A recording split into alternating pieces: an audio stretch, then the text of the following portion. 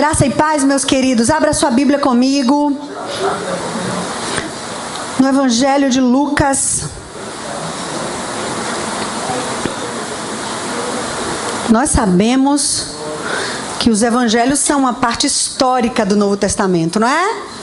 Então, os 4 evangelhos que conhecemos, Mateus, Marcos, Lucas e João, contam a história de Jesus, as coisas que ele fez desde o seu nascimento, alguns com mais detalhes, outros menos, alguns enxergam algumas nuances diferentes dos outros, as narrativas são um pouquinho diferentes. Isso é ótimo para nós, né? Porque testifica de que é verdade, não houve uma coisa só que alguém mandou, cada um enxergou e expressou da sua maneira. Isso para nós é uma prova de que todos esses acontecimentos foram verdadeiros, porque cada um que estava ali enxergou, assim como a gente, se hoje quando você chegar em casa e você encontrar com seus irmãos, cada um vai falar alguma coisa diferente da reunião, né? Alguma coisa que mais lhe tocou na reunião, da mesma palavra, no mesmo momento de louvor, mas cada um vai enxergar as coisas. Então foi assim também quando os discípulos, os apóstolos escreveram, e nós vamos ler a narrativa de Lucas, de uma história que você conhece, que está no capítulo 13 de Lucas. Evangelho de Lucas, capítulo 13, versículo 10. A gente vai passar esse texto aí. Então, se você não tem Bíblia, você pode acompanhar aqui na mídia o texto de Lucas 13, de 10 a 13, uma das maravilhosas histórias de cura do nosso mestre amado Jesus. Amém? Certo sábado, que dia é hoje? Eba! Certo sábado, Jesus estava ensinando numa das sinagogas. E ali estava uma mulher que tinha um espírito. Olha que discernimento que Jesus tem. Ele diz exatamente, o apóstolo escreve exatamente aquilo que o Senhor fez e que ele disse. Estava ali uma mulher que tinha um espírito que a mantinha doente. Tem gente aqui que não tem esse tempo de vida, não é? Não tem gente aqui com menos de 18, levante a mão aí, eu não vou nem olhar. Mas tem. Não, gente, peraí, então a minha também. Que a mantinha doente havia 18 anos. Pensa o que é uma pessoa acorrentada pelo diabo, porque o texto está dizendo que era um espírito que mantinha ela doente. Não era uma doença meramente física, era uma doença espiritual. Está escrito assim, na sua Bíblia está? Um espírito que a mantinha doente havia 18 anos. E ela andava... faz aí como é que ela andava? Encurvada. De forma alguma podia endireitar-se. Ao vê-la, versículo 12, Jesus chamou-a à frente e lhe disse: mulher, você está livre da sua doença. Diga aleluia. Versículo 13, então lhe impôs as mãos, quer dizer, colocou as mãos sobre ela, e imediatamente ela se endireitou e passou a louvar a Deus. Diga aleluia. Aleluia. Coloque a mão no seu coração, vamos orar mais uma vez. Ó Senhor, que história maravilhosa. E mais ainda se torna maravilhosa porque sabemos que ela é uma história que aconteceu há muitos e muitos anos atrás. E ela se torna mais maravilhosa ainda porque sabemos que o mesmo Jesus que estava naquela sinagoga no dia de sábado, está nesse sábado aqui conosco também. E Ele é poderoso para nos curar, para curar nosso coração, para curar nossa alma, para curar nossa casa. Ele é poderoso. Obrigada por isso, meu Deus. Em nome de Jesus, vem falar conosco, em nome de Jesus, e vem nos curar nessa noite. Nós te louvamos e abrimos o nosso coração para ouvir tua voz. Em nome de Jesus. Amém. Amém? Eu achei umas figuras dessa mulher que provavelmente alguma coisa parecida com, que é uma figura muito estranha, né?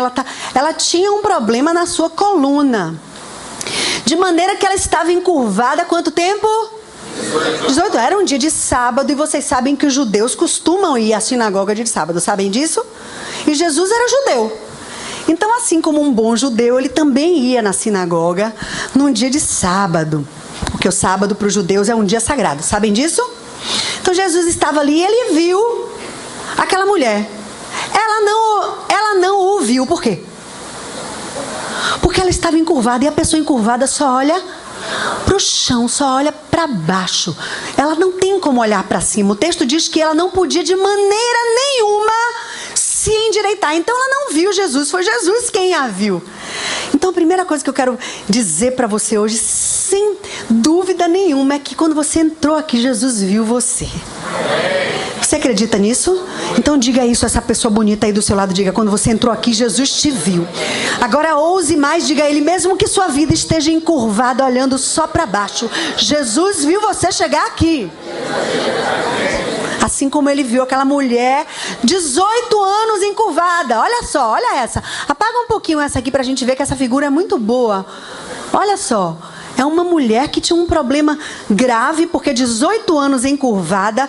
Pense o que é você somente olhar para o chão. Você não vê sua família, você não vê as pessoas, você não vê as árvores, você não vê o céu. Você olha para o chão e só vê o chão, só olha para baixo. Tem mais alguma figura aí, Thales? Olha, agora essa figura que eu achei já é com aquilo que o pintor, que o desenhista imaginou de Jesus. Porque o texto diz que Jesus estava lá, Jesus a viu e a chamou e impôs as mãos, quer dizer, ele colocou as mãos sobre ela. E o que aconteceu quando Jesus colocou as mãos sobre ela? A Bíblia diz que ela foi imediatamente curada. Ela se endireitou. Dá até pra gente lembrar daquela musiquinha do homenzinho torto. Não tem uma musiquinha bonitinha como é? Era uma vez um homenzinho torto que morava numa casa torta e andava num caminho torto. Um dia um amigo a Bíblia lhe mostrou e tudo que era torto Jesus endireitou. Não é maravilhoso? Dê um aplauso a Jesus. Oh, ele endireitou minha vida. Ele endireitou sua vida também? Então diga aleluia. Aleluia. E aí, o que aconteceu foi tão tremendo e imediato que a Bíblia diz que naquele mesmo momento a mulher então se endireitou e passou a adorar o Senhor. Começou a louvar. Porque é isso que acontece na vida daqueles que se endireitam por obra do Senhor. Eles começam a adorar. Então tem mais alguma? Olha que bonita essa cena, né? Jesus segurando, provavelmente ele segurou na mão dela mesmo, eu acredito que sim, para que ela então pudesse se endireitar e começar então a tirar os seus olhos do chão, de olhar somente para as coisas do chão, porque uma pessoa encurvada é aquela que só olha para baixo, para as coisas de baixo, sim? Eu achei que a gente podia ver algumas coisas que fazem a gente olhar para o chão. Eu queria nessa noite fazer com vocês algumas analogias, porque graças a Deus, pelo menos que eu vi, não entrou ninguém aqui com um problema na sua coluna vertebral. Mas existem coisas na vida que fazem a gente olhar para baixo, que fazem com que os nossos olhos estejam somente olhando para o chão, para as coisas da terra, para as coisas do aqui e agora. E a primeira que eu quero falar é talvez uma versão de gente que só olha para baixo, gente que está encurvada. Querem ver? Vamos lá, Thales? Olha lá. Esse rapaz está encurvado ou não está? Hein? Será que essa seria uma nova versão aí Será que se Jesus entrasse nessa casa e visse essa criatura encurvada, ele ia impor as mãos sobre ele para que ele se endireitasse também? Tem mais foto aí, Thales? Olha lá. Olha quanta gente encurvada olhando somente para baixo. Gente, olha, isso parece uma foto, mas às vezes a gente entra num restaurante, tem uma família, o pai, a mãe, os filhos ali sentado e todo mundo encurvado olhando para baixo. Será que essa seria uma nova versão de mulher encurvada, de um jovem encurvado aí? Jesus precisa curar alguém aí? Vamos ver mais fotos, Thales? Olha mais, observem que eles são jovens, como vocês. Eles são bonitos como vocês, saudáveis. Eles estão num lugar bonito, estão vendo que é um lugar aberto, provavelmente um parque, mas eles não estão enxergando nada disso, porque eles estão encurvados. Percebem? Que mais? Olha, essa daí tá atribulada, né? Essa tá, além de tudo, atribulada. Pode passar, Thales. Olha a outra. Esse tomando café num restaurante. A maior riqueza que você tem é a pessoa que está do seu lado, mas você está com a sua vida encurvada porque você só olha para baixo. E nesse caso, para o celular. Tem mais? Olha essa. Walking Dead total, né? Gente que só olha para baixo. Gente que tem sua vida encurvada e só olha para as coisas de baixo. Tem mais uma? Olha só. Agora faz sentido o logo do Facebook. Trouxe uma palavra de revelação para vocês agora. Hein? Tudo a ver ou não? Obrigada, Thales. Mas tem outras coisas que fazem a nossa vida viver encurvada, não? Não é somente o celular, não, porque na verdade hoje a gente trabalha com celular, a gente se comunica, e o celular não é ruim, não. O ruim é quando a gente se deixa dominar por ele e esquece a família, e esquece as coisas mais importantes da nossa vida. Lá em casa é uma briga porque eu não quero que leve o celular para a mesa. Na sua casa, sua mãe também é assim? Nada de celular na mesa, porque a gente só tem pouco tempo. E se Jesus voltar agora? E se a gente tiver uma coisa e morrer? E eu deixei de aproveitar a minha vida porque eu estou enterrada olhando para baixo com a minha vida encurvada, somente olhando para o celular. Mas o celular não é ruim, não. Se a gente tiver disciplina e usar para o bem, ele é uma bênção. Amém? Amém. Mas tem outras coisas que faz a gente olhar para baixo, para as coisas de baixo. O que mais? Por exemplo, a gente pode olhar para baixo porque a gente tem uma vida materialista. A história do sucesso que está todo mundo correndo atrás, né? Não existe nada demais de você estudar. Você deve fazer isso, estudar, fazer as coisas do seu trabalho da melhor maneira que você puder, e não há nenhum mal nisso. O problema é quando a sua vida está sendo controlada por materialismo. Quando você só pensa em sucesso. Esses dias eu estava lendo um flyerzinho daquele ator que eu gosto muito, que se chama Jim Carrey, e ele passou por momentos bem difíceis da vida dele. Me parece que eu soube que a noiva dele se suicidou, alguma coisa assim, e ele até buscou a Deus, e eu vi algumas coisas. Ele tinha um flyer escrito assim: eu gostaria que todo mundo tivesse um tempo na vida para ser muito rico e famoso, só para saber que não é isso. E ele estava dizendo porque ele também já tinha sido rico e famoso. E ele sabia, então, de maneira prática, que não é isso. Então tem gente materialista que só olha para baixo, só está preocupado em ganhar dinheiro, só está preocupado com as coisas materiais. Então essa também é uma pessoa encurvada. É ou não é? Outra coisa que faz a gente também viver uma vida encurvada, olhando somente para o chão, olhando somente para as coisas de baixo, é o negativismo ou o pessimismo. Existe gente que até tem as coisas, mas é uma pessoa pessimista, negativa. Na verdade, uma pessoa pessimista é uma pessoa que não consegue desenvolver a fé. E por mais que você tenha sucesso ou progresso na sua vida, você sempre vai precisar da fé. Sobretudo para as coisas espirituais. E gente pessimista e negativa não consegue desenvolver a fé. Não dá para ser crente pessimista. Dá? É um contrassenso. Não dá para você ser crente e ao mesmo tempo negativo ou pessimista. Porque a fé te coloca sempre de maneira positiva. Eu creio. Não estou vendo ainda, mas eu creio. Eu ainda não tenho isso, mas eu terei, porque meu Deus é fiel. Então, se você é uma pessoa pessimista, negativa, você não desenvolve a sua fé de maneira bonita e saudável e progressiva. Porque a fé é bem assim, né? A gente cantou uma canção agora, bonita, que fala de 2 textos, pelo menos pelo que eu observei. Deus me concedeu o poder de ser filho de Deus. Está escrito no Evangelho de João, capítulo 1, versículo 12. Diz assim: a todos quantos o receberam, deu-lhes o poder de se tornarem... Fale alto. Filhos de Deus. Aí depois Paulo, lá em Romanos capítulo 8, e a canção que a gente cantou vai para lá, para Romanos capítulo 8, versículo 13, 14, ele diz: o mesmo Espírito testifica com o nosso Espírito, quer dizer, o Espírito Santo testifica com o meu Espírito que eu sou filho. Você não tem uma certidão, mas é um testemunho do Espírito aqui dentro. E às vezes a gente não sabe muitas coisas da Bíblia, tem gente nova, mas você sabe que você é salvo e que você tem Jesus, sabe ou não sabe? Por que você sabe? Ah, eu sei porque eu sei porque eu sei.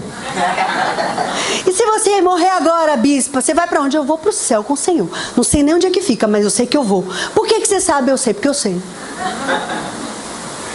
Mas qual é a prova que você vai? Não tenho prova para lhe dar, mas eu sei porque eu sei porque eu sei. É por quê? É porque o Espírito Santo testifica com o meu espírito que eu sou filha. E eu tenho certeza por quê? Porque é um testemunho do Espírito no meu espírito. E eu não tenho dúvida disso. Eu tenho dúvida de outras coisas, porque a vida sempre nos deixa em lugares, né? O que eu vou fazer? O que Deus quer para mim agora nesse trabalho? Né? E será que esse relacionamento, a gente tem algumas dúvidas assim, hein? Tem ou não tem? Mas a gente não tem dúvida de que a gente é filho, porque o Espírito Santo dá testemunho no meu espírito de que eu sou filho. Amém? Então, não dá para ser filho de Deus, amado e crente, e ser pessimista, não dá. Ou você é pessimista ou você é crente. Ainda que a sua fé seja pequenininha, você está desenvolvendo essa fé. E essa fé faz de você uma pessoa otimista. Porque o pessimismo, o negativismo, bota a gente para olhar para baixo, para as coisas da terra. Esperando talvez que pessoas resolvam a sua vida. Que seres humanos tragam solução para você. Então, são coisas que fazem a gente viver a vida encurvada ou não? Pergunta aí, irmão que está do seu lado. Essas coisas fazem a gente viver encurvado ou não? Outra coisa que faz a gente viver encurvado olhando para baixo, sabe o que é? É o pecado. É o pecado. E o profeta Isaías, no capítulo 59, Isaías 59, o comecinho, versículos 1 e 2, ele diz assim: eis que a mão do Senhor não está encolhida, nem os seus ouvidos estão fechados, mas os vossos pecados fazem separação entre vós e o vosso Deus. Então o pecado também faz a gente viver uma vida encurvada, olhando somente para as coisas aqui de baixo. Sabe o que é pecado, no fim das contas? É gente que tem uma vida centrada em si mesmo. Eu tenho que saciar a minha sede, eu quero. E a mídia está fazendo isso com a gente, né? Você merece esse... Não sei, é isso que as propagandas dizem, né? Você merece. Isso aqui é para matar a sua sede. E faz com que a nossa vida viva centrada em nós mesmos. Os meus problemas, as minhas coisas. Isso não é projeto de Deus para você. O projeto de Deus para você é que você pense no outro, que você ame o outro, que você sirva o outro, ainda que você ore a Deus por si mesma, mas a sua vida não está centrada em si mesma, porque você ama a Deus. Amém? Então, são coisas que fazem a nossa vida viver assim como essa mulher vivia. Uma vida encurvada, uma vida que só olha para as coisas da terra, só olha para baixo. E eu quero então terminar essa palavra usando 3 atitudes muito bonitas dessa mulher, que eu creio que são atitudes para nós, que a gente pode copiar hoje. Amém? Primeira coisa que aconteceu na vida daquela mulher, que a gente precisa hoje ouvir e aprender, é que ela ouviu a voz do Senhor. Diga, ela ouviu a voz do Senhor. Diga para o seu irmão do lado aí: essa mulher encurvada ouviu a voz do Mestre.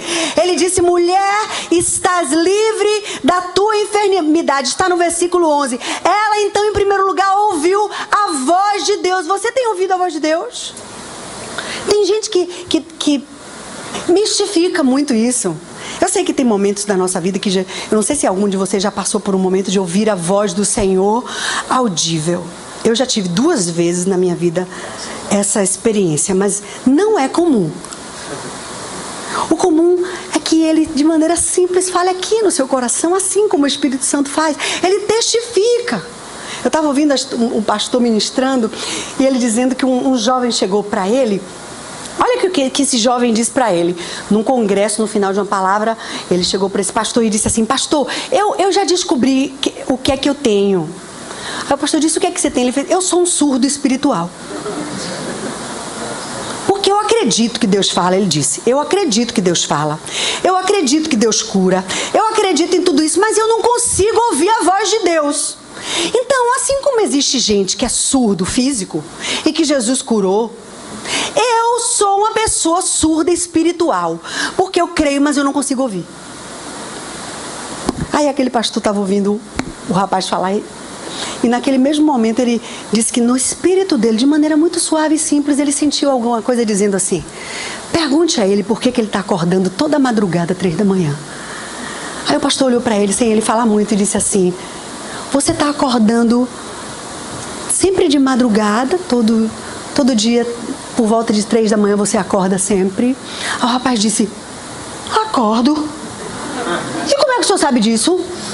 Ele disse: eu percebi aqui no meu espírito, o Senhor me mostrou que você acorda. E o que você faz? Eu fico muito irritado, porque é 3 da manhã certinho.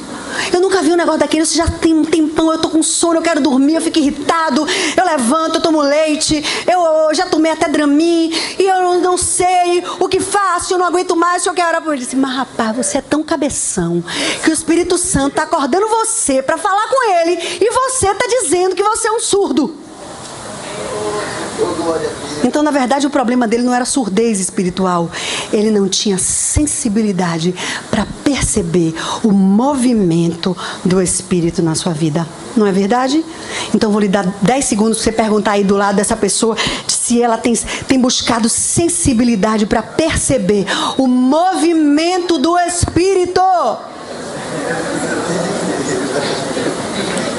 Deus fala com a gente através de pessoas. Às vezes uma pessoa tão simples, que nem tem nada a ver, uma criança, Deus usa para falar com a gente. Às vezes uma situação na rua. Olha, uma vez uma pessoa me disse uma frase que nunca mais eu esqueci. É possível que até que eu já tenha dito isso aqui a vocês. Quando a gente está disposto a aprender, qualquer um pode ser nosso professor. Quando eu estou disposta a aprender, qualquer um pode ser meu professor. Porque eu ando sensível à voz do Senhor e Ele fala através das pessoas, das situações. Ele fala pela Bíblia. Você já chorou sozinho no seu quarto lendo a Bíblia? Porque Deus fala através da Bíblia. Se você está com dificuldade de ouvir a voz de Deus, leia a Bíblia, irmão. Porque Deus fala. Agora, se você lê somente para cumprir um calendário, não, eu leio porque todo ano eu preciso ler a Bíblia. Teve uma história que botaram aí no grupo dos jovens hoje, não foi? Ou foi ontem, do óculos, não foi? Pastor, da colher, não foi? A colher, que sumiu a colher, o pastor roubou a colher daqui de casa, o pastor foi fazer uma visita e quando saiu, a colher tinha sumido, tá lá no grupo da FG. E cadê? Aí ligaram, mas que absurdo, o pastor roubou a colher. Não, eu coloquei a colher na Bíblia. Como não abre a Bíblia? Leia a Bíblia. Deus fala através da palavra. Quantas vezes a gente está sem saber o que fazer, com a nossa alma aflita, e você pega a palavra de Deus e lê e Ele fala com você. É simples. Não mistifique as coisas de Deus. Ele é tão simples que veio morar em gente como eu e você. Ele é tão simples que Ele está no meio de gente como nós. Então a maneira como Ele fala com você também é simples. E essa mulher ouviu a voz de Deus. Não perca nunca a oportunidade de ouvir a voz de Deus. No mesmo Evangelho de Lucas, lá no finalzinho, no capítulo 24, depois em casa você pode ler, quando Jesus ressuscitou, a Bíblia conta em Lucas capítulo 24, que Jesus estava caminhando, 2 discípulos estavam caminhando no caminho de Emaús. Conhecem essa história? E Jesus, o próprio Jesus, chegou do lado deles e começou a caminhar com eles.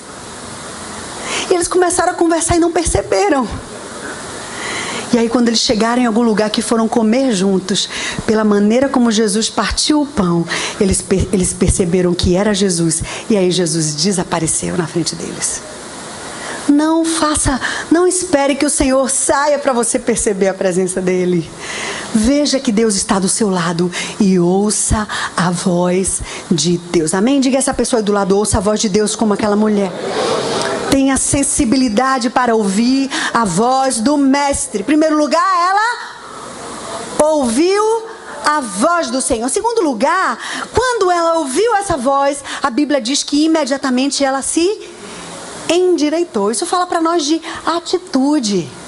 Porque tem gente que ouve e não muda. Conhece gente? Aqui não tem ninguém assim. Amém? Mas tem gente que ouve e não muda, continua fazendo as mesmas coisas. E às vezes fica, Deus fale comigo. Deus não vai falar com você enquanto você não obedecer aquela ordem lá primeira. Porque você deixou de ouvir. Então se você não ouviu essa ordem, não adianta ficar pedindo, fale comigo, Deus, porque Ele te deu uma ordem e você não obedeceu. Então a segunda coisa que tem para nós é que ela ouviu, mas ela se endireitou. É a obediência imediata. Diga comigo, obediência imediata. Isso fala de ser diligente, ouvir a voz de Deus e se endireitar, tomar uma atitude. Quando a voz de Deus fala com a gente, Ele também traz um impulso. Não é verdade? Então você precisa aproveitar o impulso do Espírito. Aproveitar o impulso do Espírito para não somente ouvir, mas obedecer. Resolva as coisas. Tome posição. Não fique esperando que seu pai decida, que sua mãe decida, que o pastor daí. Não, eu estou esperando que minha igreja, o avivamento vai chegar, mas o pastor. Claro que você está debaixo de liderança, mas é uma parte que é sua. E a sua parte, faça. Não tem uma vida fervorosa. Viver uma vida fervorosa, não espere manivela de ninguém. Às vezes a gente vem para uma reunião e depois sai dizendo, não gostei da reunião disso, não gostei do louvor. Você não tem que gostar de nada, entre já no mover do Espírito, já entre cheio, faça a sua parte, seja fervoroso, resolva isso. Tome essa posição, ainda que ninguém seja, diga, eu serei fervoroso, foguento, né? Não é coisa boa a gente andar com gente cheia do fogo do Espírito? É bom, não é? Gente que empurra a gente para Deus. Gente que parece que enxerga você. Não é verdade? Enxerga você. Por quê? Porque busca Deus, porque ora a Deus, porque é fervoroso no Espírito. Não fica esperando manivela do líder da célula. Meu líder nunca me disse isso. Meu pai nunca me ensinou isso. Você já tem uma idade. Se faz um bocado de coisa errada, pode fazer um bocado de coisa certa. Hein? Então, segunda coisa, ela tomou uma atitude. Diga, ela tomou uma atitude. Você precisa fazer um movimento. Assim como o Senhor está vindo, você também precisa fazer isso. Eu gosto muito do Salmo de número 1. Eu acho que a maioria de nós sabe de qual o Salmo de... Como é o Salmo de número 1? Vamos ver se a gente sabe. Quem é que sabe de qual? Eu sei que tem gente novinha no Evangelho, não se preocupe. Mas a galera mais velha sabe de qual o Salmo de número 1, não sabe? Então vamos lá comigo. Bem-aventurado o varão que não anda segundo o conselho dos ímpios e nem se detém no caminho dos pecadores e nem se assenta na roda dos escarnecedores. Antes tem o seu prazer na lei do Senhor, e na sua lei medita de dia e de noite. Esse será como uma árvore, aleluia, plantada junto às correntes das águas. Eu e você, uma árvore plantada junto ao ribeiro ali, será como uma árvore plantada junto às correntes das águas, a qual dá o seu fruto na estação própria, e cujas folhas não caem, e tudo quanto fizer, prosperará. É tudo quanto fizer. Se você não faz nada, não tem como Deus fazer prosperar a sua vida.